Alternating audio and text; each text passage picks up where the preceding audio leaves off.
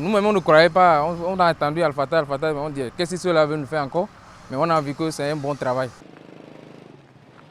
Ils ne sont plus les Saint-Thomas. Leur rêve est devenu une réalité, donc un pari gagné pour le gouvernement de la rupture.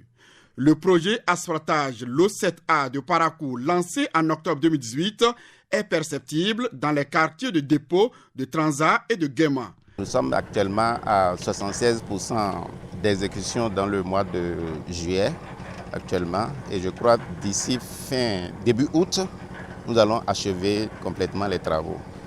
Donc le lot 7A ici comporte exactement 8 rues. En ce qui concerne aujourd'hui les travaux de pavage, nous sommes pratiquement à la fin.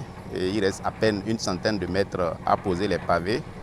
Et les pavés décoratifs également à poser. Donc, en ce qui concerne le bitume, et aujourd'hui, on a déjà fini le sol ciment, on a déjà fini la pose des différentes bordures et on a fini également une partie du gravillonnage. Je crois d'ici peu, nous allons achever le gravillonnage et commencer par le béton bitumineux.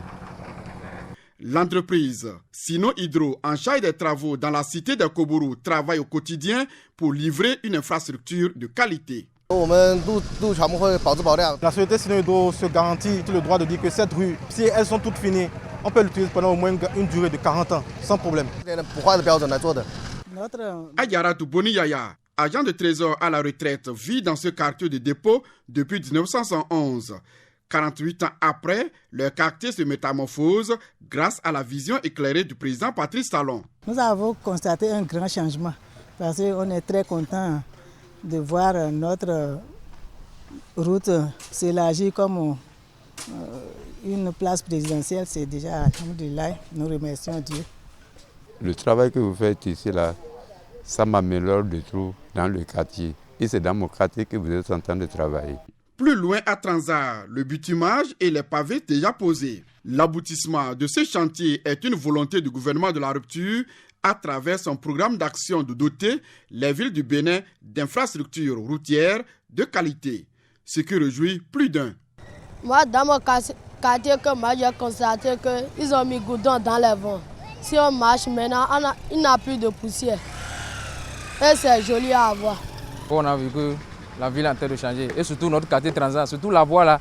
Depuis que je suis dans le quartier, je n'ai jamais vu même les machines passer. Et avec le gouvernement, vraiment l'Al Fatah a pris notre quartier vraiment. Le Transat est en train de changer.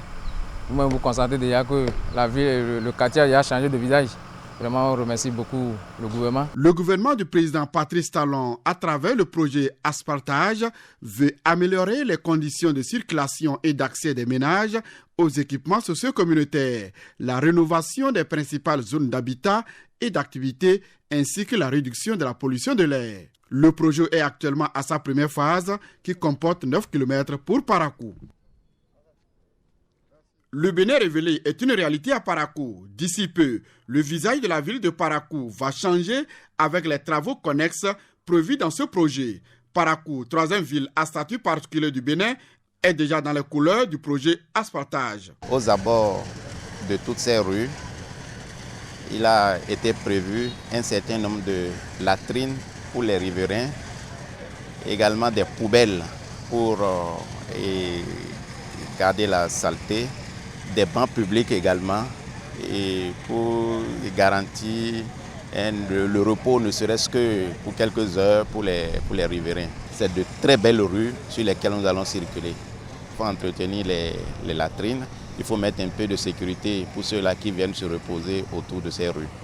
Les équipes manœuvrent à longueur de journée dans les 8 rues concernées par cette première phase du projet Asphaltage dans la ville de Parakou. Et le défi du gouvernement, c'est 0 cm de terre non revêtue d'ici 2021 dans toutes les grandes villes du Bénin.